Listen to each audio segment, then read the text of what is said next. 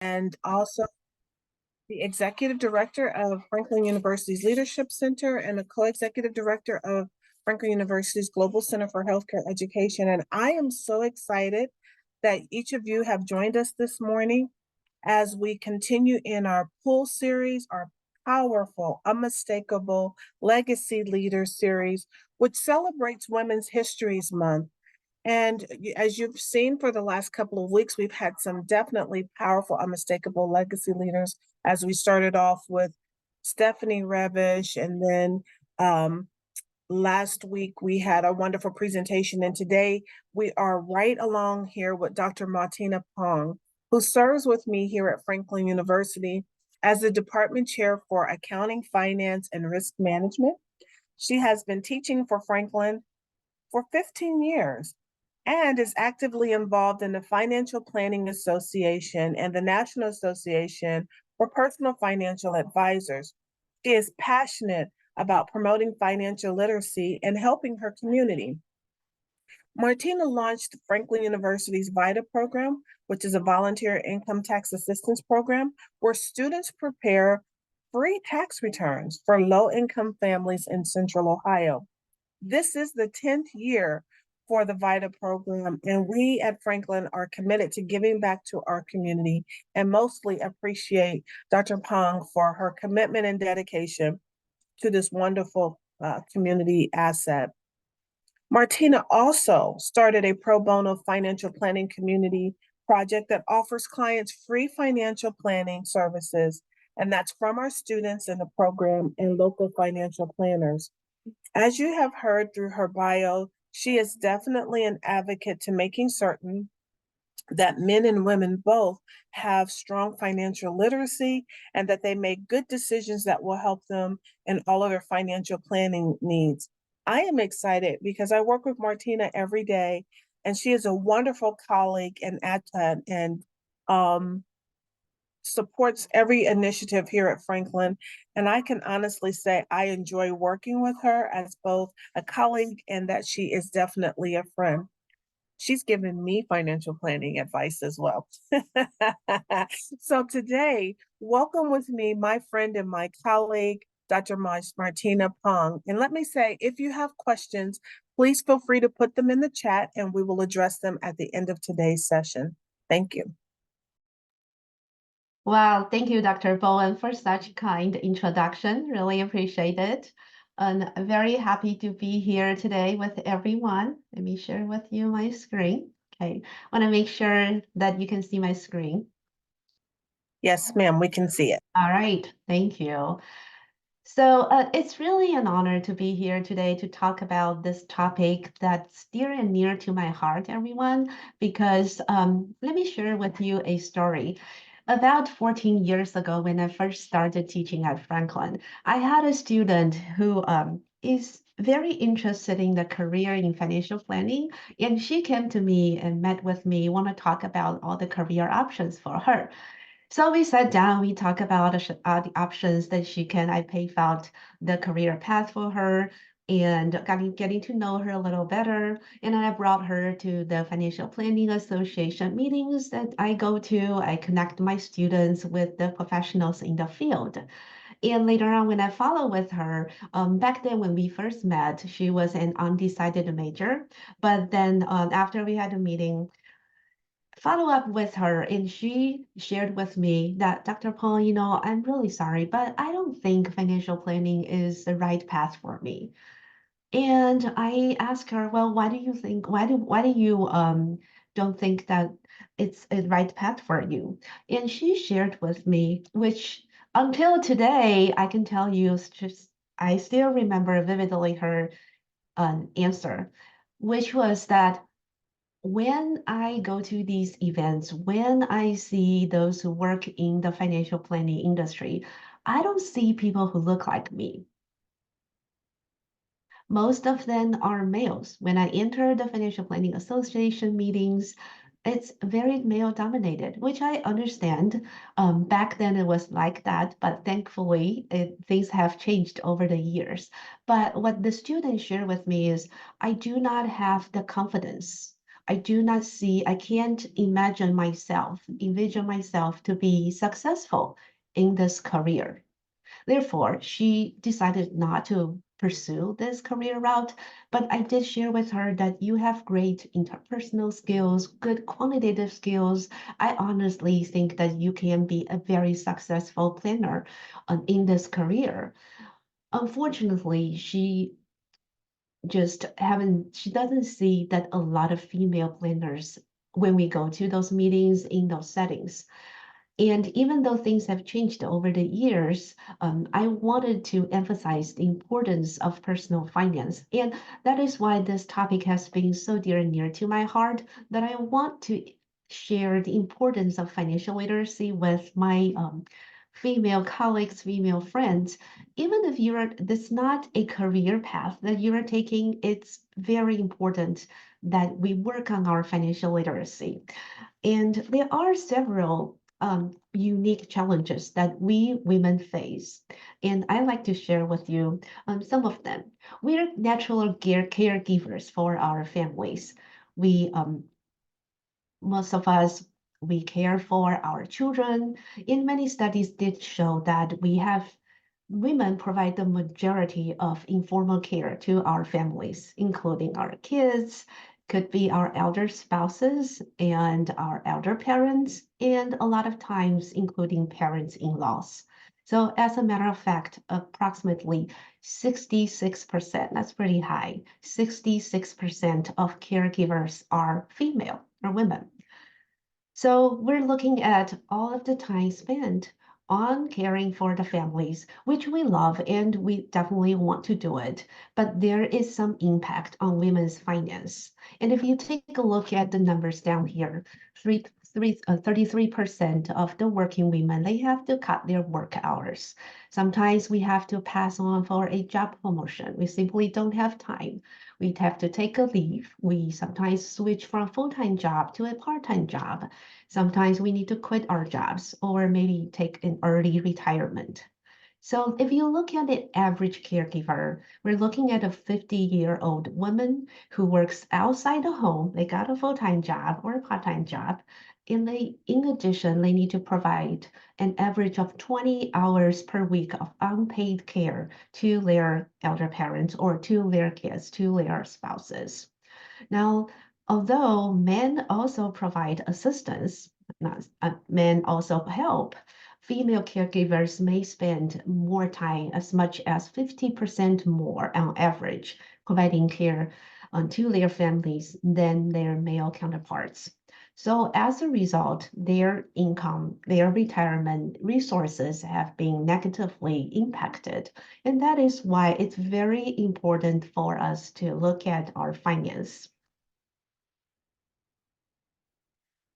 In comparing with men, we are also very different when it comes to money management.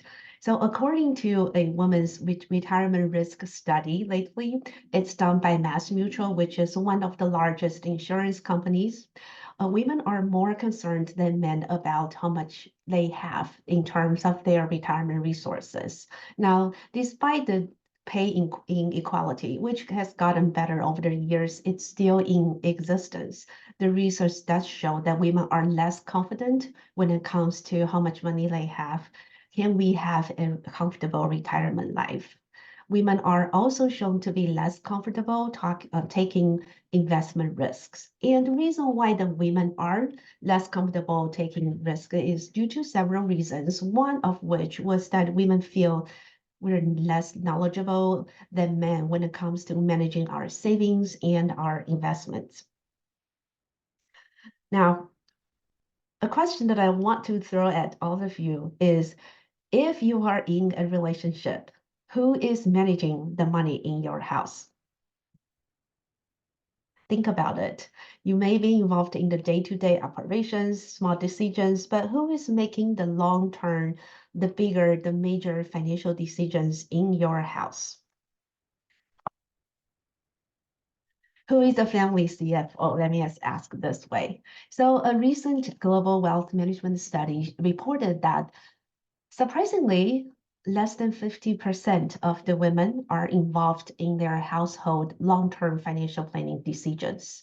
That is a scary number. Now, ladies, if you think about how the graduation rate for a female to go to college to graduate, that's pretty high. It's equal, it's sometimes higher than their male counterparts. However, after they graduate, after they set up a family, start a family, the person who is managing the money, making the long-term financial decisions, a lot of times are their male counterparts. And just in fairness, it's not that the husbands or the boyfriends, they are not willing to share the information. A lot of the times women are hesitated because they worry that they don't have enough confidence, they don't have enough knowledge, or it's just a lot of work. They prefer working with the kids, working with the family members, and let their male counterparts to manage the money. So there are a lot of reasons, but the research did show that women are involved in the day-to-day finances, but a majority of women, they prefer to defer those major financial decisions to their male partners. So that's the question that I want to ask everyone. If that's the case in your relationship, do you think that's a good relationship? Or do you think that we should also be more involved in the money management process? Now, we have to give credits. Whoever is managing the money in your household, we have to give credits to this person because there's a ton of work and responsibility. Can you imagine paying all the bills, managing all the accounts, making the decisions on the retirements, and making those major financial decisions? It takes a lot of thinking, it takes a lot of process, just tedious work. So whoever is doing that, we need to give them credits for that. But if you are not part of it, if you are not involved, and I wasn't saying that you have to be 100% involved, but at least we need to be partially involved, knowing what's going on. You know, when working with some families in reality, I realized that when we sit down with the couples, talk about their personal finance, talk about their financial plan, it is very likely that most of the time it's the husband that's done all the talking, and just simply because they are in charge of the money in their house. They're making the investment decisions. And the women, they sometimes they want to be involved, but they may not have the knowledge. So today, our purpose is to talk about some tips. I'll give you some recommendations on things you can do if you are not there yet, if you are not involved yet. What can we do to improve our financial literacy? What can we do to take a more active role when it comes to managing our money? The other challenge, which I don't think I need to stress anymore, we all know that men life expectancy is shorter than women. We know this for a century that women outlive men. And the data shows, which is an older outdated data, but it shows that there is a 5-year life expectancy gap. And the number, believe it or not, has gone up according to the recent research done by the Harvard School of Public Health. It showed that the life expectancy gap has further widened after the COVID pandemic to 6 years. So can you imagine that if our male partners passed away and we are the survivors, we have another 6 to 10 years to live by ourselves? Do we know where the money is? Are we familiar with all the accounts? The reality is when we work with families, a lot of widows are helpless because they are being taken good care of. They have not been involved in their family money for 60 years, for 50 years. Their husbands have always managed everything. And if they are becoming widowed, they have to take care, and immediately all of these challenges dawn on them, and they have no idea where to start, in addition to all the grieving that they need to go through. So we need to get started, be involved in our household money as early as we can. Now, I want to share with you some commonly made money mistakes and see if any of them applies to you. So the first one is not having open conversations about money with your loved ones. Now, I don't think anyone likes to talk about money for the most part because it's not the most fun topic, right? It's not like planning for a vacation. When we talk about money, typically we talk about, well, how are we going to spend this? Do we have enough? How are we going to budget our money for the next year? Are we saving enough? Things like that. So it's usually very stressful. It could be sensitive. Your money, my money, it just and sometimes a white elephant in the house that people don't want to touch. So when it comes to talking about money, I like you to all think about how often do you have the conversation about money with your loved ones. If you don't, that will be somewhere that you can work on because having the open conversation, you may get into an argument because you have different opinions on how money should be spent. Even if you get into an argument, that is a good starting point, that at least you're talking about it. Now, I can give you an example. I recently helped a young couple who are our friends to look at their budget. And they came to me and they asked me, I know you teach this, and can you help us with our budget? Because we can never come to an agreement. We don't need any more planning. We just need to come to an agreement on how we spend our money. So this young couple, they both have decent income, decent jobs, and the wife is very forward thinking. The wife wanted to save for the kids' college education. She wanted to save more for the kids' activities and sports. Their kids are involved in ice hockey. And the husband is very interested in boating, and he's very good at fishing, and he likes to spend a lot of money on upgrading his boat. And he has some YouTube channels on how to teach people how to fish. So he has a little income from this. So that obviously they have different goals. And they came to me and we sat down and we look at their total income and we budget out the part that they want to spend for their necessity and how much they want to spend for their children's education. Then whatever is left, we split it in half, and that will be each of their fund money. We call it fund money so that each of them can spend it freely. The wife decided to invest it because she is very concerned about her retirement. And the husband now is very happy because he can use the money to invest in his boating equipments. So the point is that if you don't openly talk about it, or if you don't have someone help you create a budget, have the conversation about it, it may negatively hurt your relationship because money is just everywhere in our daily life that we are making every financial decision every day. The next one is not taking an active role in finances. So this one we talked a little bit earlier that not everyone is interested in managing money, right? You may say, "Oh gosh, this is not my forte. I don't like to manage it. When I see the numbers, I get overwhelmed. I get dizzy. I don't want to look at it. I don't want to talk about it. You go manage it. I trust you." Or some people would be just like, I'm not sure if I can do a good job. I think you know better than me, so why don't you handle it?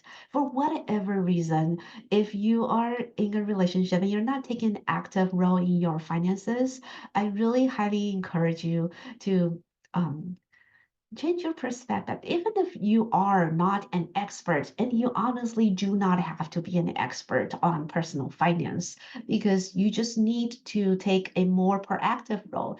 Just started by, hey, I need to know how much money we make at home. Surprisingly, you would be surprised that a lot of people don't know how much their husband or their wife makes. So at least you need to know what your income level is, how much taxes you guys are paying, what tax bracket you are in, and where did your money spend? Where did your money go? That's a number one question that people don't know. So I would encourage everyone, if you're not taking an active role when it comes to talking about your money, managing your money, make some changes. Then the third one is debt. Okay, we all have debt, and I get it. That's fine, but you need to have the good debt. And when we talk about the good debt, we're talking about like you getting a mortgage because your house, you're investing in your equity. Your net worth will continue to grow as you pay off your debt. But if you get into some unnecessary debt, like when I was younger, I did something that probably everyone would like to do. I opened some retail cards just to get some 20% off, 30% off when I make the first purchase. And I ended up with some credit cards or more credit cards than I actually need. And when you have all these cards, you're more likely to spend the money and get into some unnecessary debt. So we're going to spend some time talking about debt management later. I'm going to show you some calculator so that you can calculate how soon or how can you pay off your debt sooner. And last one that I want to throw this question at you is how often do you review your financial accounts? Like I'm sure that most of you have a 401k, a lot of you have a 403b if you work for a nonprofit organization, a lot of you have an IRA, your Roth IRA or traditional IRA, a lot of you have a brokerage account with a mutual fund company. So with all of these accounts, how often do you review them? Or how often do you sit down with your advisor to look at how much you have lost in the last year?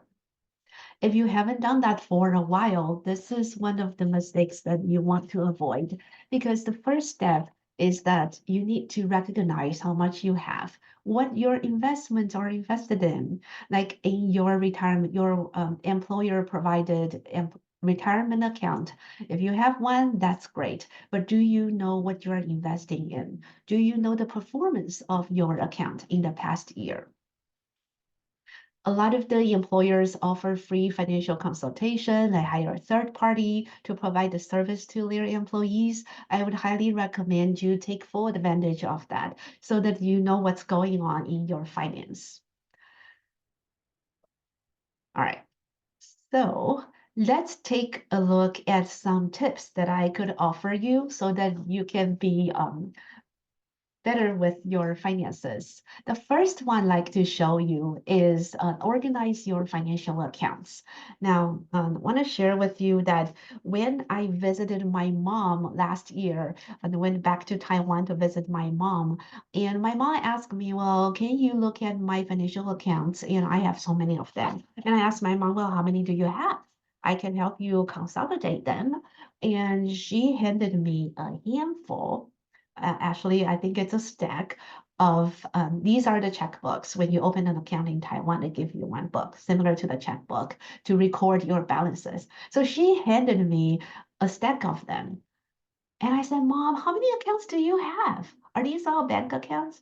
I'm not sure. Some may be investment accounts. And I asked her, well, how much do you have? Is there any money left in all these accounts? I don't know. No, bless her heart, my mom is 83 years old, so I don't blame her. But my point is that, we've all opened a lot of accounts. It could be a checking, it could be a saving, it could be a money market account, it could be an investment account, it could be an Express account, a Macy's account, or whatever. So at some point in life, we accumulate so many financial accounts that we tend to forget about. So for my mom, it's not digital. So I had to go to every single bank to close the account or check the balance for her. So I was very happy that I was able to do that for her. But now with our own accounts, they're all digital. So my recommendation for you ladies is that after the session, I'd like you to bookmark, first of all, find your account, the link to your account. Say that you have a 401k. I'd like you to have access to your 401k. If you don't remember the password, write it down or find a way to keep your passwords. If you have an HSA account, if you have all the credit card accounts, I want you to bookmark all of them and then organize them, put them in the category, call it financial accounts or whatever you like to call them. But the point is that you want to have one-click access so that you have easy access to them in the future. Because I would like you to be able to check your balance, to review your investments easily in the future. You have other accounts, which I just gave you some examples here, but these are the typical accounts that most people have. Now, at the bottom, I listed some utility accounts. Now, why do we want to list the utility accounts? Now, you may think, oh, these are, we pay the bills and they're good. I don't need to look at them. Well, not necessarily, ladies. I can give you an example, and this is a true story shared by a student of mine. So the student shared with me that her dad is the person that manages everybody's money in their household. So the dad pays all the bills, credit card bills, utility bills, mortgage, auto, student loan, everything. And he does the investment for, so he's such a good dad and responsible person that takes care of everything so that none of the rest of the family members need to worry about their money. This dad even prepares tax returns for their relatives. But okay, so then unfortunately something happened to the dad and he became incapacitated in the hospital that he just he was not conscious. So the family not only to worry about the dad, take care of him, but their immediate challenge was nobody knows where their money is. Nobody knows how they pay for their bills, including their utility bills. No one knows. No one knows how their credit card payments are taken care of. And they don't have the passwords. Is that a problem? Yes, that could be a very major problem, right? Because you need to pay your bills. So, and also you're going through this difficult time in the family. So you want to make sure that things at least are in order. That is why it's very important to organize your financial accounts for the household. And if you don't have access, make sure that you have access, you know the passwords to them, even if you are not the one that's taking care of all these tedious bills. Emergency fund. So I don't think I need to stress the importance of having an emergency fund. We all know that it's important to have some money set aside just in case. And the recommendation is to have 3 to 6 worth of monthly living expenses set aside. But what I want to share with you is that I've seen many people do a nice job that they told me, hey, I did have the emergency fund set aside. And when I asked them, well, where do you put your money? I said, in my checking account.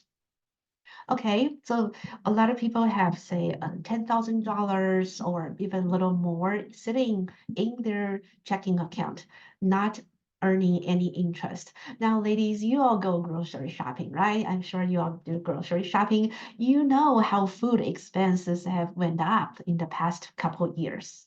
This is the inflation that we are facing, okay? 9%, 8%, it went down further this year, but still we are experiencing a high inflation. So if our money is sitting in the account, not earning any interest, we're really losing the purchasing power. So while you save up your emergency fund, while you have money set aside, that's great. I like you to think about at least put it in a high yield savings account. Shop for all the savings account. They all now offer a pretty good interest rate. 4.5%, 5%, that's better than nothing, right? Nothing comparing with your money sitting in a checking account. Some people prefer doing a CD, certificate of deposit. A CD works out just fine too. It gives you guaranteed interest. But the things that you need to pay attention to when you shop around for CDs are 3 things, at which I put in the parenthesis. One is the interest rate that you're gonna get for the CD, and 2 is how long do you need to keep the money in this CD. We call it maturity. It could be as short as 3 months, it could be 6 months, it could be 9 months, a year, 2 years, a year and a half. It all depends. But when you go shopping for a CD, these are the things that you need to pay attention to. And the last thing you need to look at is the minimum requirement. So to open a CD, some banks, some brokerage firms, they will require $1,000. Some require just $100. Some require $500. So it's all over the place. So you'll need to carefully compare the rate of return that you're gonna get, how long you need to keep the money in your CD, and also if there is a minimum requirement, if so, how much it is. Then if you don't like a CD, you can also consider utility bills. Yeah, eat heavy before you go eat your big breakfast and go have a salad. You gotta get ready. Yes, I which get the is Baptist. which is the bills issued by the government. And people like T-bills only Ain't too because bad. you get a decent interest rate. Nowadays, the rate is not bad. And also, Excuse me for a minute, Dr. Pong. Could everyone please mute their line? There's a line that's open. It's not right. No, it's not you. I got a marker. It might be on that. Oh, you're right. I'm sorry. Jenny, can you mute that line for me, please? I'm so sorry. Thank you. Yeah, sorry, I was having a difficult time finding it. I found it. Okay. Thank you, Dr. Pong. You go no ahead. problem. Yeah, we have a little background music. So we were talking about the treasury bills. So these are the bills issued by the government. Because they are issued by the US government, there's no risk if you purchase the bills from the government, and they can be very short term. I just want to give you an idea of the length of the short term bills, which could be a 4-week bill, 8 weeks, 13 weeks, 17, 26. So they're not long. That way you have the liquidity and you also have the risk-free investment because it's the government issued bills. So that's another option that's popular among most people. But in terms of CD, I also want to show you a strategy. It's called CD lettering strategy. That is also popular among a lot of people. So how the CD lettering strategy works is that say that I have $4,000, okay? And I want to purchase a CD. But instead of getting one CD, putting all of my $4,000 in one CD, I want to do several CDs. And the reason why I don't want to put all of money in one CD is because what if my CD's maturity is 1 year and this is for my emergency fund? What if I need the money in the middle of the year? Okay. I need that liquidity, right? So if I put my all of money in one CD, I may not be able to hold it that long, which means that I'm gonna lose the interest if I take the money out earlier. So how the CD lettering strategy works is here's an example. So if I open 4 CDs, okay, and I put my first $1,000 in a 3-month CD, getting a not bad interest rate, 5.35%. And I put my second $1,000 in a 6-month CD, my third $1,000 in a 9-month, and the last 1,000 in a 12-month CD. So now I have 4 CDs and I still have my $4,000. The difference is that if you look at this graph, so every 3 months, I will have 1 CD matures. So after the first month, my first CD will mature. I will get my first $1,000 back plus my interest. So I have this money on hand, the cash on hand, and I can decide whether I need to use the money for any whatever purposes, or I decided, I don't need to use the money now, so I can go back to invest. I put it in another CD. Okay, so this is the cycle that you can once one CD matures, one CD matures every 3 months, and you have this cash on hand. Then you can decide what do you want to do with the money. You can also reinvest the money. So this is called CD lettering. The benefit of it is that you have the guaranteed interest and you have the liquidity. If you need the money, you don't have to cancel all of your CD. You may need just partial of the money, then you can cancel one CD. Yeah, you may lose interest from one account, but you still have the rest of them active. All right, so the third tip that I have for everyone is this is a credit card payoff calculator that I personally really like. So say that, and I'm gonna ask Jenny to put the link of this credit card payoff calculator in the chat box so that you can click on it later. So how that works is that I enter $5,000 in my credit card balance, okay? And assuming that I have a credit card interest rate of 15.99%, and I'm going to pay $100 toward my debt every month. So if you look at the right part of the slide, it shows that it takes me close to 7 years, 83 months, 7 years to pay it off if I pay $100 each month. And 40%, okay, ladies, 40% of my total payment will go toward interest. And only 60% is in the principal. But if that's how much I can afford every month, that's my payment plan. But what I like you to do is to play around with the number. Say that you are putting another $30 additional into your monthly payment, just $30 additional. And with the calculator, you can compare the different results. So now it brings your total months to pay down from 83, 7 years to a little more than 4 years. So you'll be debt free quicker. So that's a great feeling, right? And also, if you look at the total interest payment, it brings from 40% down to 20%, 29%. So 29% of your total payment will go to your total payment, to the interest. Yeah, so that saves you a lot on the interest. And you can play around with the number. You can put in, if you can't do $30 more, try $20 more. And the point is that I would like you to play around and just to try different scenarios to see what will help you pay off your debt sooner. And you may have more than just one credit card with different interest rates. So you can create a payoff plan to save you, to see whichever method will save you the most on your total interest. Okay, retirement plan. So this is another calculator which Jenny will share with you in the chat box. So this is called a retirement calculator. I know that a lot of you save money. You do a really diligent job putting contributions into your 401k, 403b every month. Some of you have IRAs, and that's all great. But do you have an idea of how much you have saved? Is that enough for you? Do you know how much you want to spend during retirement? Is there a gap between how much you save now, how much you will have toward retirement, and how much you plan to use during retirement?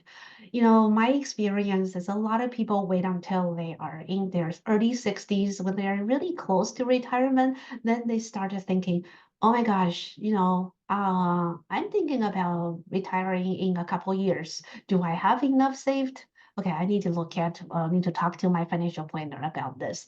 And if you wait till that late, it's kind of late because you do need the time, the investment horizon to let your money grow over the years. So try this calculator. So what I did was I typed in 43215, that's my zip code, and I entered annual income, $65,000. And I think that I'm gonna start taking my Social Security at age 67. And I think that monthly savings would be 1,500. That's within my budget. So there are more questions if you scroll down. I just took the screenshot. But when you enter the more information into there, it will show you, like, this is the result on my screen.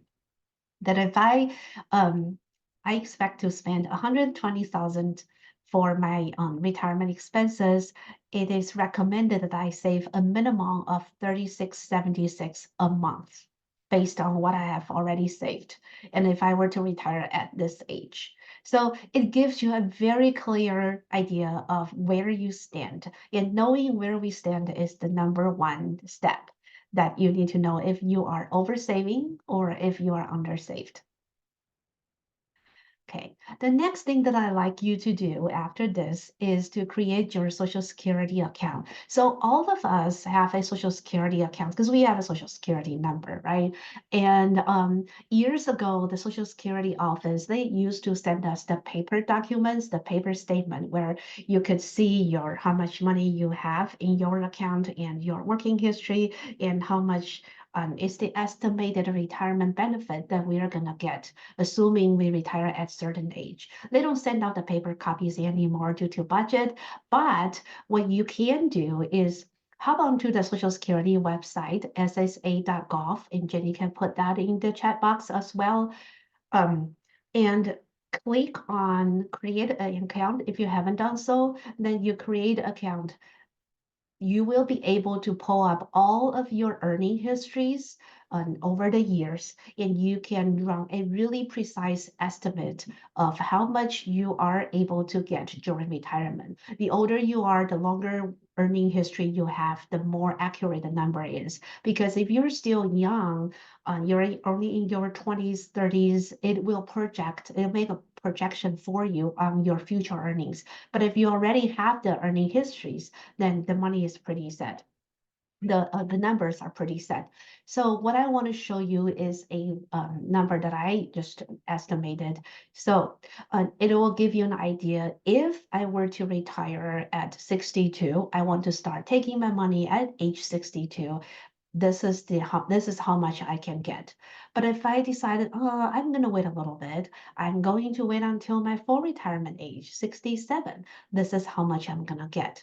And some people prefer to wait further longer. They can delay until age 70. And every year that you delay, you get some credits, delayed credits for about 8%. Of the total benefit. So if you further delay your retirement to age 70, this is how much I can get.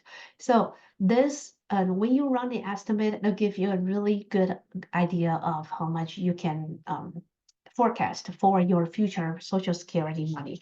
Now, a lot of people ask me, I'm not sure about my social. I don't know if the social will still be there. I really doubt that it's not sustainable. We've heard a lot of things about it. Friends, I would say, not every country has social security system. United States, if you are a US citizen, it's really nice that we have this system, and it's been there for many years. Yeah, I agree that social security, there is some deficiency running in the social security, but I also have some sort of confidence in social because I can never imagine any president will make the announcement that during my administration, I'm going to discontinue the Social Security benefits from next year. I think it'll be very hard for any president to do that. So if you understand how Social Security benefits are calculated, you will have an idea of how the Social Security Administration can change the formula so that it'll be more sustainable. For example, they can delay your full retirement age. Now it is 67. They can delay it to 68, 69, which is very possible. And they can change how it is calculated. For example, the percentage that you can get for the replacement income, they can lower it just a little bit. And just by changing tiny bit of the formula will change the whole picture significantly. So you can still use Social Security as part of the retirement income, just put it in the picture. But if you are worried about the sustainability, I would discount it. I can use 70% of the estimate that I can get from the Social Security office just to be on the safe side. But I do encourage you to open up your Social Security account just to get a sense of how much you have in there.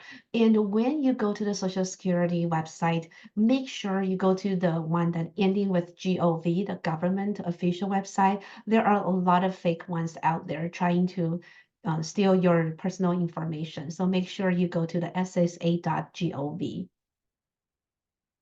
Estate planning. This is also a very important topic, and a lot of times people forget about the importance of having the key estate documents for their families. So typically we're talking about 4 documents: your will, your living trust, your power of attorney for who is going to make the financial decisions or who is going to have access to your financial accounts when you're not able to.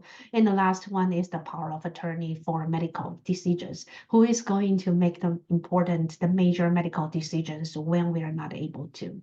So these are the 4 key documents that we will need to have.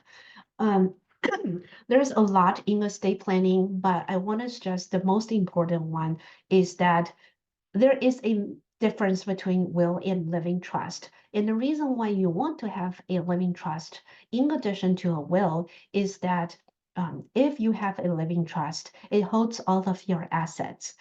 Therefore, when I pass away, my family don't need to go through the probate court in order to get my assets. So here's an example. assuming that I pass away. So I have a house, I have some accounts, I have some jewelries, I have some personal belongings, and I listed in the will that I want to leave all of these things to so and so, my husband, my kids, right? It's all clear in my will. However, if I don't have a living trust, it still needs to, everything still needs to go through the court, the probate court, because the probate court, the judge need to decide that this is, first of all, this is a valid will, that Martina made the will. And secondly, that they need just to execute whatever I say in the will. And you can imagine that anything that needs to go through a court, how long it's going to take. It's very time consuming because just to get on the schedule, it takes time. It's not that there are a lot of people ahead of me who passed away before me. So just to get on the schedule, it takes time. And my all of my asset, all of my financial information will be in public because it's public information once it goes through the probate court. So I will lose my privacy. And let alone it is costly to go through the probate court because friends, imagine, you think about it, who's going to pay for the probate court? If my will needs to be validated through the probate court, every all of the expenses related to the court, who is paying for the judge, the clerk to run the court, everything is going to coming out of my assets that I want to leave for my kids. And that's typically you're looking at 5% to 20% worth of your assets. So I already don't have that much. And I don't want to spend any money paying for a court, let alone how long it'll take for my family to receive the money. Because after the whole process, it could take up to 6 months to 2 years. So we've seen cases that people list everything in their will, how they want their assets to be designated to their beneficiaries. However, they don't have a trust. Going through the probate court, their family can't touch their assets until everything is settled. So that could put your family into a difficult financial situation sometimes. That is why proper estate planning is very important. And last but not least, I want to share, I want to tell everyone that we women, we are moms. We are people that our kids look up to when they're babies, when they are toddlers, when they're in elementary school, when they are teenagers. If we have the knowledge, if we know finance, if we know a little bit about how to manage money, how to budget, how to invest, can you imagine the conversation that you're going to have with your children will be very different? Because if you don't own it, it's very hard for you to talk about this with your kids, with your loved ones, right? But when you're educating these brilliant young men, young women, you want them to be educated with all this personal finance education, this knowledge that they may not be able to get from school. So if they can't get it from school, who can teach them? It's you, it's the parents, right? And we moms are the people that spend the most time with our kids. So it's very important for us to educate ourselves to improve our financial literacy. And I can give you some very vivid example. So when my daughter first got her job, just from babysitting, and I told her, instead of just telling her that, oh great, you get some earnings now, you can save it, I opened a minor Roth IRA for my child. Okay, because I know how to open it. So I opened one. And I guarantee you, if you watch some YouTube videos, you can learn how to open it. It's very easy. So I opened one minor Roth IRA for my daughter, and she was very excited. And she looked at it and she said, well, what's next? So I showed her, well, let's pick some investment. It became a very natural activity, a very natural conversation that you can have with your children. And when my son, he got his first job, I did the same thing with him. I opened a minor Roth IRA for him. I told him that part of money needs to go into your IRA account, and you have a good 40 years ahead of you. And by the time you retire, this little money will grow into a big money. And he was very excited. So I let him choose whatever he wants to invest. Now, my point, friends, at that time wasn't for him to get a great rate of return for his investment. My purpose is just for my child to be enjoying investing, picking up their mutual fund, picking their stocks, picking their bonds. They are not afraid of it. They are used to it. They enjoy the process. So you guess what my son picked? He said, "Mom, I like to buy the stock of McDonald's." And I said, "Well, that's not healthy food." But my kid said, "Well, but everybody likes McDonald's."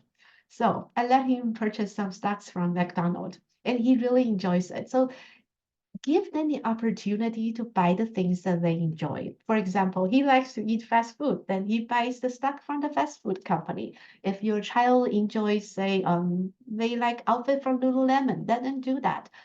Once they have something that they like, the brand name they like in their portfolio, they are more likely to look at them, to review them. And that goes back to the importance that we talked about earlier, importance of periodically review what you have in your investment. Be familiar with, enjoy it. So ladies, what I want to leave with you is that we are role models for our kids. We are role models for our sisters, our friends. We want to be in control of our finance.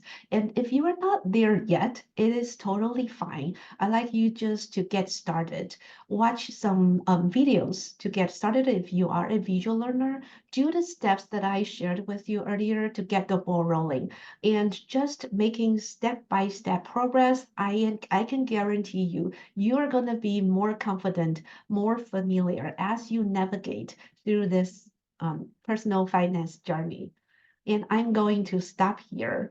And I would like you to continue supporting and celebrating your empowerment today and every day as you walk your financial journey. Thank you, everyone. Thank you, Dr. Peng. What an informative session. Thank you so very much for reminding us as women that we can remain powerful once we are aware of our financial acumen and planning for our future. I did not see any questions in the chat, but I do know that I thank you for putting your information, because we can contact you directly if we have specific questions. And remember, today's presentation was not geared towards one person. It's kind of a general overview. And so if you're wanting to get some more clarification, please feel free to reach out to Dr. Peng at the email provided. You can see her presentation as well as those from our other presenters on our Franklin University website. That information will be put into the chat. Last week, we heard from Jordan Jordan Wells on the topic of cultivating grit. On cultivating grit. In week 1, we've heard from Stephanie Revich on the various seasons that we go through in our leadership trajectory. And then this week we heard from Dr. Peng. And then next week, we'll be hearing from Shamika Smith on There Is No Success Without a Successor. It's hard to believe that we're entering into week 4 of Women's History Month, but feel free to continue to follow Franklin University's Leadership Center as we continue to support your leadership trajectory. Kind of hard to say, your leadership trajectory. Are there any questions that you may have that you did not put into the chat? Okay, if not, I trust that you all will have a nice day, and I look forward to seeing each of you on next week. Have a wonderful rest of the day. Dr. Bowen, I just have a quick comment, and that is Oh. that I will send an email out to everyone who is registered with all of those links that Dr. Peng talked about today. Thank you. Thank you, Jenny. Thank you, Jenny.